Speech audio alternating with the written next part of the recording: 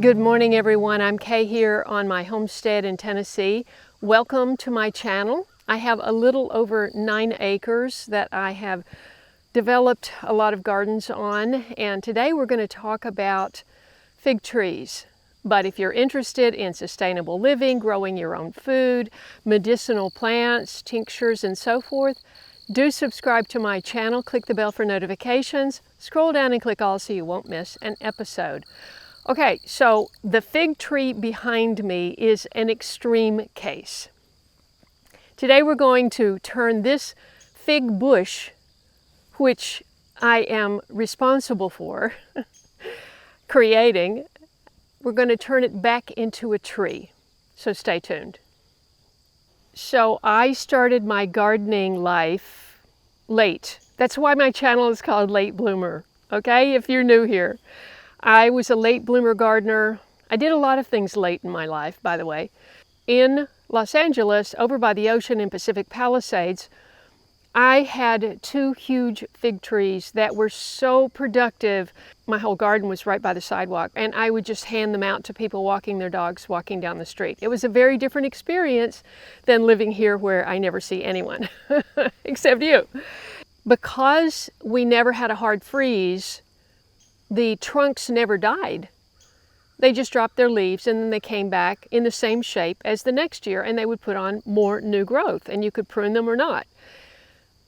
Here is a completely different story, and I did not do the research to learn about this when I came because I had so much else going on. There are 3 main varieties that are hardy in Zone 7, which are Chicago Hardy, Celeste, and brown turkey fig. And I had brown turkey fig and Desert King in Los Angeles. So when I got here, first of all, that massive peach tree, I think you can see it, that was about this big. No, it was tiny. Honestly, it was so tiny, and I thought, oh, I'm putting this fig way away from that. Well, in 5 years, that thing has grown like 10 times the size of what it was in 21 when we were planting this fig. It was either Celeste or Chicago Hardy, and I don't remember, and I did not tag it. And I'm really bad about that, and I recommend you do that. But I didn't do it, so I don't know for sure, and I've never had a fig off of this this is the 6th season. What I did wrong is when the stems all froze, they seemed dead to me. All of them seemed dead to me. And so I cut them all back. And I have this rose mallow hibiscus, it grew the same way. It did the exact same thing. It froze all the way to the ground, and I left the stems till the spring just to make sure. I tried to protect the base, the roots, with mulch those first couple of years, and I thought, well, they're just not going to survive here. So every year this fig is going to have to grow all the way back to its size and then try to make figs. But I love it because this gets flowers all over it. In fact, here's the last bloom right now, but not to worry, it's going to bloom again. This is a fabulous, fabulous addition to your garden. Rose mallow hibiscus. But with a fig, if you have too much foliage growth, that's all the energy the plant's going to offer, and there won't be enough energy to produce fruit. So I was just starting to come to this realization last fall, like in September, but only in the last few days did I do the research and find out that you can't just cut the stems off at the ground level. You've got to go all the way back to the base stem. You need to pull the ground back 2 to 4 inches. If you have stems coming off of that underground, that you cut it clean off of the stem. And what I would do is, so here's the main stem, presumably, and I would have this one and that one and this one and that one, and it would come out here like that, and I would just cut it here. I just kind of cut it all around. You can see what I did this past March. I did that.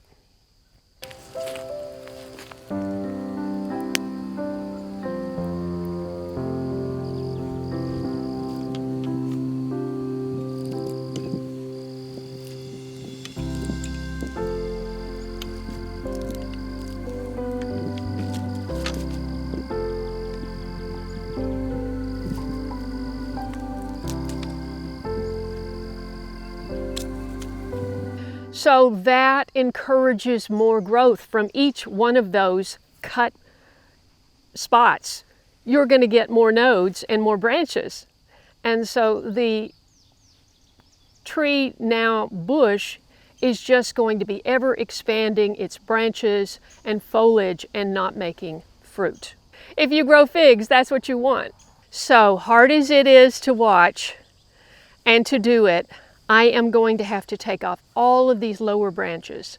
Step number one in turning your fig tree into a bush is select 1 to 3 main branches, your leader branches, and everything else has to go, especially down below. There's at least 20 branches here that I could turn into more fig trees. I could be a real fig seller. But do I want to manage 20 more trees? I don't think so. But I'm going to cut them off. I've got a bucket over here with a little bit of water. I'm just going to stick them in the bucket and make that decision later. Right now, I want to turn this into a fruit-producing tree.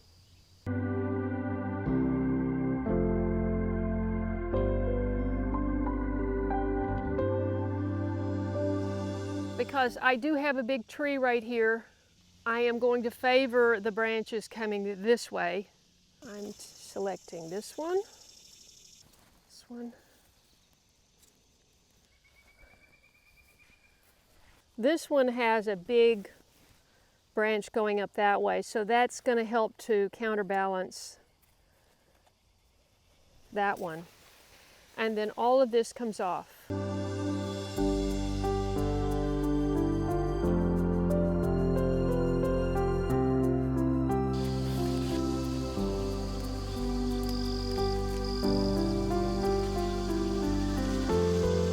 If you are looking to propagate a fig tree and you find a branch like this that's been laying on the ground, it's very possible that there are roots under here and you could have an instant tree. Let's see if we've got some roots here. It feels rather stuck. So what we're going to do is get a shovel and dig that up. Feels like something's breaking.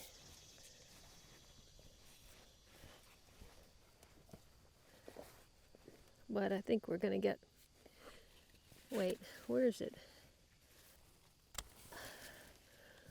Okay. Feels attached. If you get this in some dirt, you've got yourself a tree.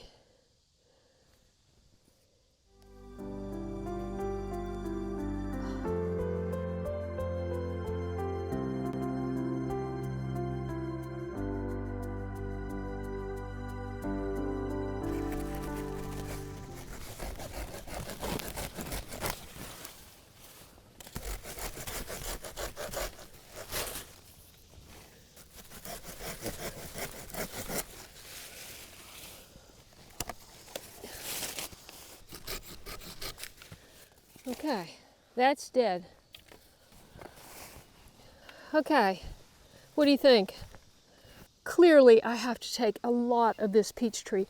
You know, I've never pruned it as much as I did this year, and it absolutely exploded. But guess what it didn't do? It didn't make any peaches. So look in here and just see what a mess you can make if you don't get down underneath. See, for example, here, what is that over there? Every time I move something, something moves. It scares me. That's dead. That's got roots too, though.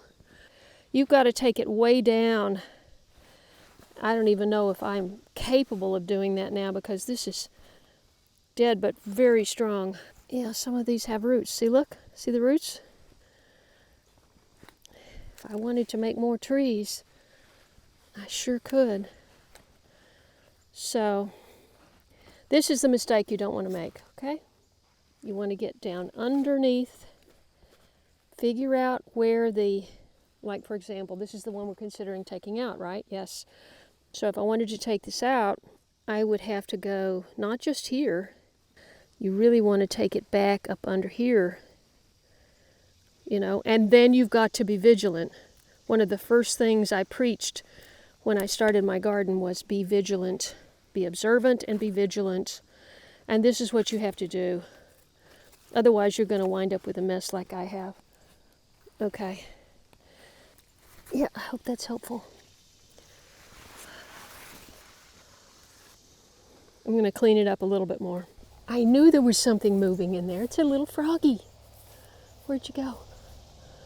Where'd you go? It's exactly the same color as the dirt.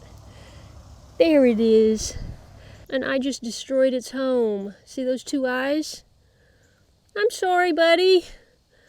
I'm sorry. I'm really sorry. I've got to give this fig tree some more light. Yay! That made a big difference.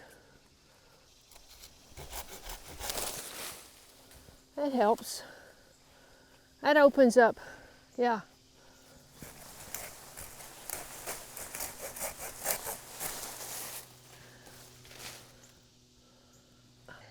Froggy is still down there. Sorry, Froggy. This one's jutting way out. If we take that away, then it's just going to be staring at that ugly base.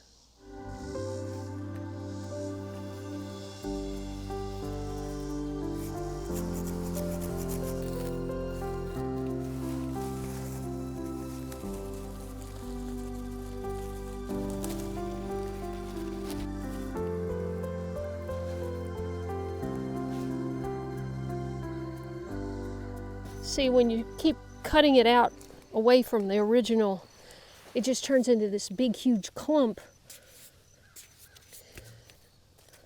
You can't even work with it. I'm gonna leave that one because I don't know what I'm gonna do about this. It needs to go. I'm afraid I just lost some of those roots. You see the one that's marked, that one. The frog is in that groove underneath that. I'm going to leave that until the frog relocates. Those three in the grouping in the back look kind of like a tree, whereas these other two are just, you know, separate. So that's the big story. I've taken out a lot of tree, and I'm hoping that I get some figs. Thank you so much for watching. Share this with a friend. Share this on your social media. Thank you so much. God bless you. See you in the next video. Anyway, I just wanted to mention that you should stake your main leaders. So if you have 3, you need 3 stakes, because they do get heavy if they start producing fruit. So I just have one with me, and I'm going to put it on the one that has the fig.